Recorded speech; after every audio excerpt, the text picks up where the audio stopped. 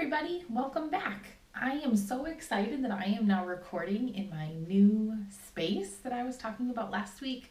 I still obviously have not painted my walls, but I am in here and I'm really excited. So this week I want to talk about having a plan in your writing.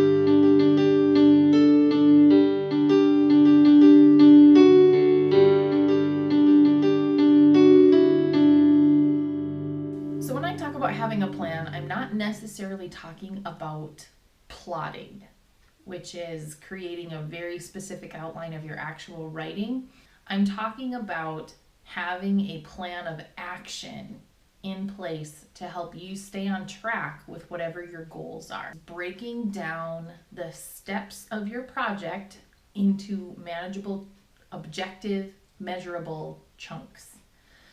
So if you're writing a story or if you're editing a story, you can take it and you can have goals such as write chapter 1, write chapter 2, or write 5 pages, however, until you get to the end of your manuscript. And then when you get to the editing phase, you can create an editing plan where during week 1, you try to edit chapters 1 and 2 or something to that effect. But you're taking your project and you're breaking it down into manageable chunks that you can essentially check off your list so that as you go, you can see the progress that you're making. I really like to do this in a spreadsheet, of course. You knew that was coming. And the biggest problem I have with making plans is that I tend to make them too long. So I'll have a 6-month writing plan, and about 2.5 months in, I start to fall off. So I am starting to make much shorter writing plans, just 2 or 3 months of goals. And I seem to be able to stay on track much better when they're shorter. What I would recommend you do then is to play around a little bit and see what timeline of plan works best for you.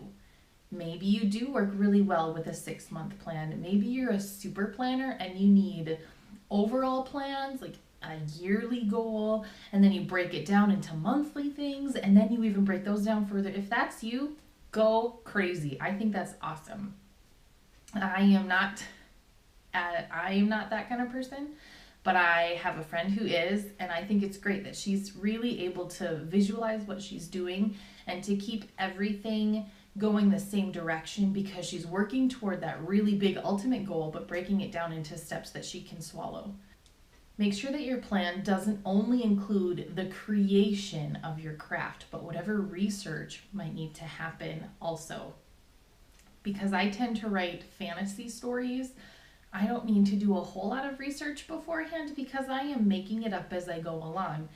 However, in my current fantasy, I'm starting to incorporate a bit of Latin that I'm abusing a little bit. And so I obviously need to do a bit of research in Latin and finding words and what they mean. So make sure that you're building in that kind of time too. Build in time to figure out your backstory, for world building. All of that stuff is just as important as actually writing your story. So when you're making your plan, definitely include those things too. When you're writing your plan, make sure that you have specific deadlines, whether it's daily, weekly, monthly. Make sure that you have a specified time that you want to complete whatever goal it is you have. If you only have a checklist that you're going off of that's not specific with dates and time frames, then it's really easy to let that fall off. Because while you see you're making progress, you don't know when you want to get something done, and it's much harder to stay on track when you don't have a date, a deadline. So I very highly recommend having some kind of a deadline. When I make up my spreadsheets, I go by weeks. So during a particular week, I want to get these things done.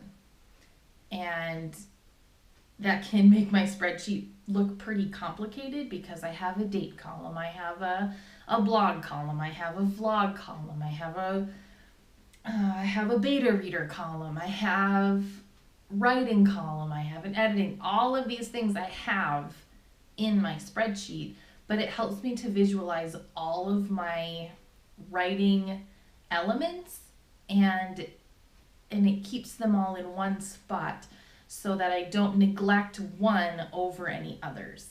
Take the time to play around and see what works for you. It's going to take time. You're going to make 5 or 6 or 7 of these plans before you ever start to figure out what's really working for you, because that's just how it goes. It's trial and error. If it's not something that you already do, it's really hard to focus in and get it right the very first time. It takes time to find the things that aren't working and the things that are making you fall off the bandwagon and all of these different things. So each time that it doesn't work, figure out what's not working and then improve when you write your next plan. Finally, in your plan, you want to organize the order in which you want to do your work. If you are a writer and you're writing something that requires research beforehand, plan in that research, but remember that while you're writing, you're going to come across things that you're going to have to research too. So make sure you're building in that kind of time. Also, think about whether you are a person who works chronologically, or if you're someone who's able to work out of order, if you write more inspirationally and you write a bunch of scenes and then figure out how to tie them together and you move them around and get them into the timeline that you want. Either way to write is fine. Just figure out which one works for you and then build that into your plan accordingly. I think the more detailed, to an extent, obviously you can take this way too far, but the more detailed your plan is, I think the better chance you have of being successful in sticking with your plan and completing it. So make sure that you're finding that balance between having a workable plan and then having the time to actually implement and work your plan. So I have found that having a plan is extremely helpful in keeping me on track and keeping me meeting the goals that I have. Even though I don't have external goals right now. I don't have a publisher, I don't have an agent, I don't have anyone imposing goals and deadlines on me. But if I don't have deadlines, I won't get writing and I won't get things done. I won't be able to focus as well. So for me, a plan helps me to sit down and focus and know what it is that I'm supposed to be working on. How about you? Do you like a plan, or are you more of a free spirit, we could call it?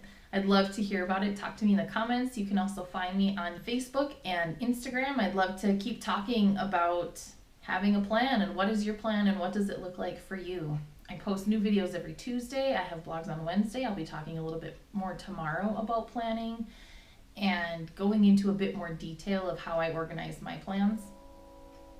I would love to see you there and see what you have to think about that too. So that's at carriejellick.com. As always, I'm here, and thanks for watching. Bye!